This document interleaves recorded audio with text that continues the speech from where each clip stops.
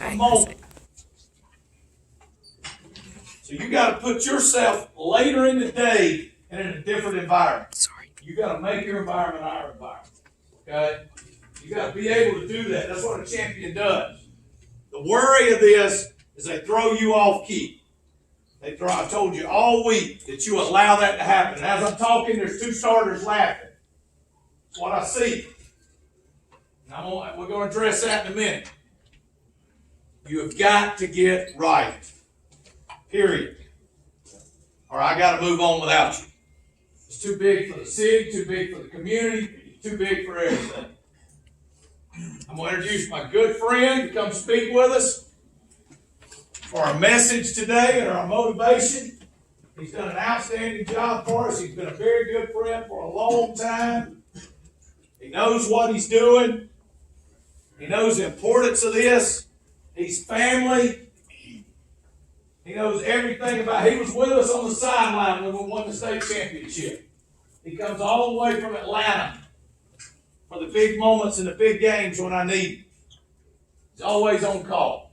We're always there for him.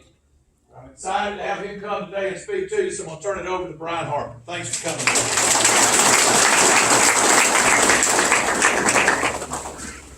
Good morning, fellas. Good morning. Yeah, one more time. Good morning, fellas. Good morning. Got a question to ask all of you. Why is it week after week we bring in speakers who talk about God, talk about your spirituality, week after week, and it never gets old? PlayStation 3, that gets old. PlayStation 4 about to be out the door.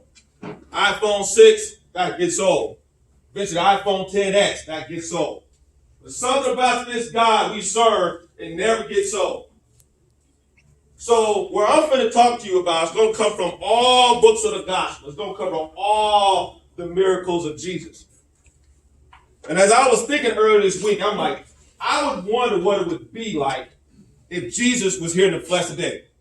He's alive, but he's no longer walking among us in the flesh. Like exactly how many Instagram followers would Jesus have just thinking about his first miracle? He's at a huge wedding. There are people around. All the drinks have gone out. It's time for everybody to go home. All of a sudden, Jesus walks in, turns water into wine. Man, you know how big that would blow up? Everybody's talking about, man, you see what this guy did? Then all of a sudden, there's a young lady. She's in the hospital with cancer. And Jesus and his entourage, we call them the entourage today, it wouldn't be disciples. They walk in, and the young lady's about to die. And she's already died. And Jesus tells everybody in the hospital, hey, don't worry about it. She's only sleeping. And then all of a sudden he touches her and she gets up. Another, millions and millions of more followers. Then one night there's a drunk driver. Crash. Metal straw through his chest. There's no way he's going to get out. There's a mother on site crying. Jesus and entourage show up, get out, and they heal him. Imagine how many more followers he would get. How many people are Snapchatting about? How many? And then he raises another man by the name of Lazarus. Raises him up from the dead. His followers are growing. It's worldwide. We cannot go on Instagram without seeing what Jesus is doing. But then one day, you get up. The news, your phones is buzzing about. You can't avoid it. The news is saying Jesus is about to be executed. The first execution in over 2,000 years. Jesus is about to be executed. You can't go away from it because your phone won't cut off. It's on every news media outlet you can think of. And just because with today's technology, we're going to put in surround sound. We're going to hook a mic up to the whip. That's what we're going to do. Think about that for a minute. So as you're watching this, visualize the fact that when they whipped him back in the day, they took a belt and whips, and they took stones and pieces of glass, and when they hit him, it would rip his flesh. So if you're watching the news, CNN, CBS, the blood is splashing up on the cameras. And you're like, man, why are they doing this? This dude didn't do nothing, anything but good. That's all he did.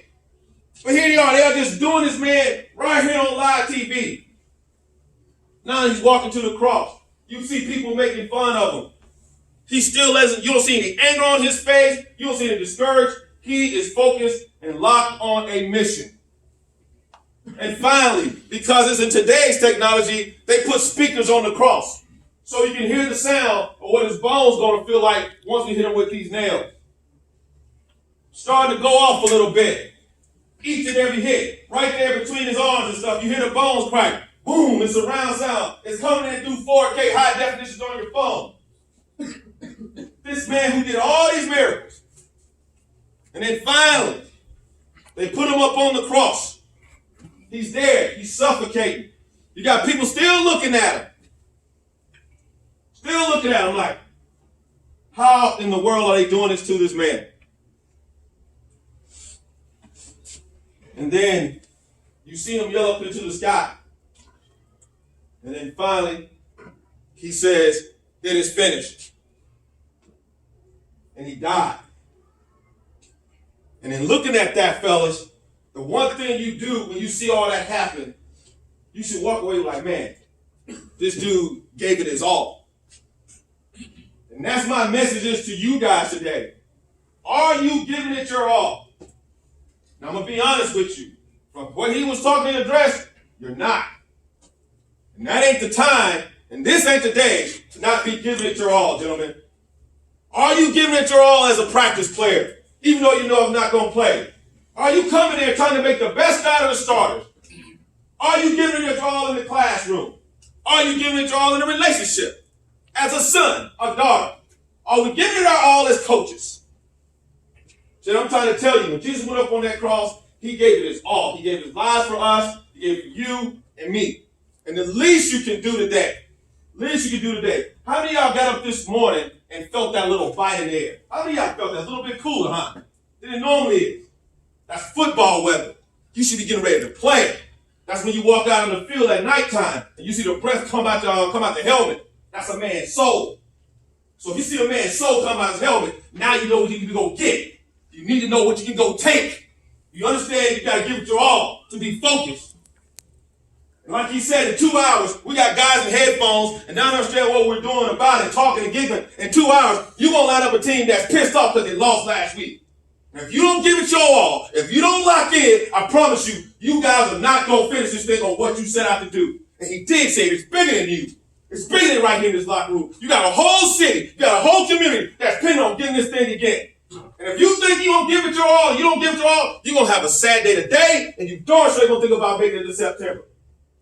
So what you guys got to do right now as a team, as a coaching staff, and everybody whether you serve, no matter what you do, you better start making a commitment right now to give it your all. You better walk over there to that stadium, and you better bury somebody that when you hit them on the ground, that they jerseys implanted into the turf. That's what it better be about. You need to understand that Robert Lee is nobody sneeze at, but at the same time, you guys are wearing the crown. And nobody should be able to walk up and knock your crown off. You want to know why? Because the crown isn't the object, it's in here. It is all mental, coach. That's where the crown is. That's where you wear that. You can't take it if you're locked up here. If you're locked in and you give it your all, they can't take the crown away.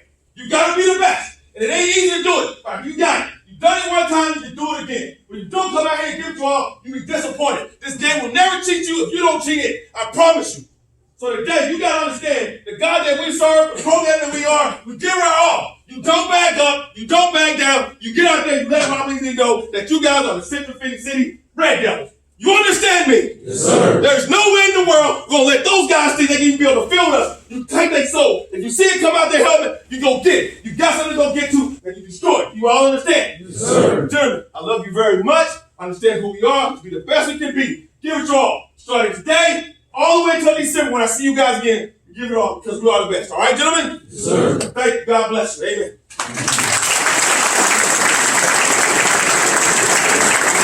I had to stop it. Hey, nothing better said right